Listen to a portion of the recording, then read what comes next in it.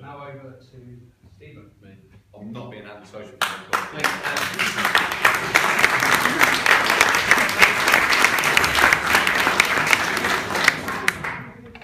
Right, as I say, it's on my phone, not just being rude.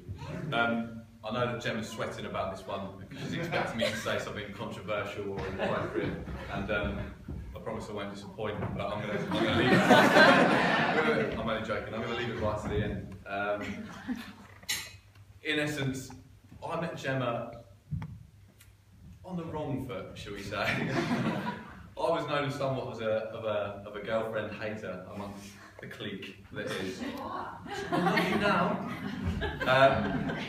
And such is that when I came into contact with Gemma, it was coincidentally on a night out in Oxford. Lee's telling me, I've met this girl. I'm going, excuse my language, but wasn't a happy bunny about it.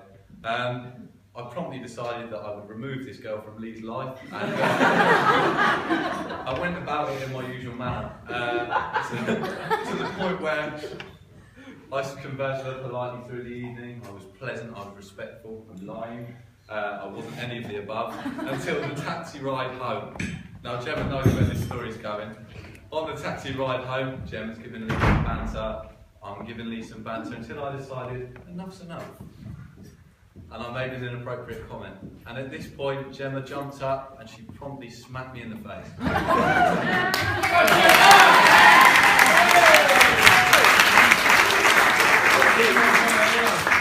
And in fairness, it was from this point forward, in all sincerity, that I knew that Gemma was the right girl for Lee. Because anybody that dared up to square up and smack me one, I've got a lot of time for. And it took that really for me to think to myself, actually, this might be the real thing. I'm getting emotional. What have you done to me? Since that point of knowing Gemma, I've always found her to be welcoming, kind, forgiving, very forgiving. Of all the many states that I've brought Lee back in, and she's always welcomed us, with open arms into her house and into her life.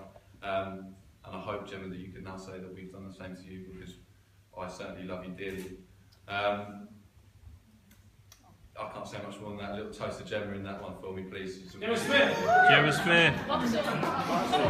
Smith, Vauxhall! Sorry about that! Yours. Where is she? Moving on, I thought it'd be interesting, similar to Nathan, to do a bit of research, and it also told me to tell people how I met the groom. Another interesting story, again, it all seems to be circulating around Oxford. I'll keep it brief. I was in a toilet. in Old Orleans in Oxford. I'd had a few too many to drink, and I was redecorating the place. Lee walked in at the point where I was trying to punch a hand dryer off the wall. He looked at me, I looked at him, and he said these words to me: "You don't want to do it like that, mate." And he walked straight up to it and axe kicked it clean off the wall. It was unbelievable. At that point, I looked at him and I knew that this man was definitely going to be my best friend. We promptly walked out, stole all the baubles off the Christmas tree, ran down the high street throwing them at people. And from that point forward, there was all sorts of stories, including the pants down alarm, which I'm sure you've all heard a little bit about already. Ask Lee, it's a good story. It's not going to go off now, I haven't planned it.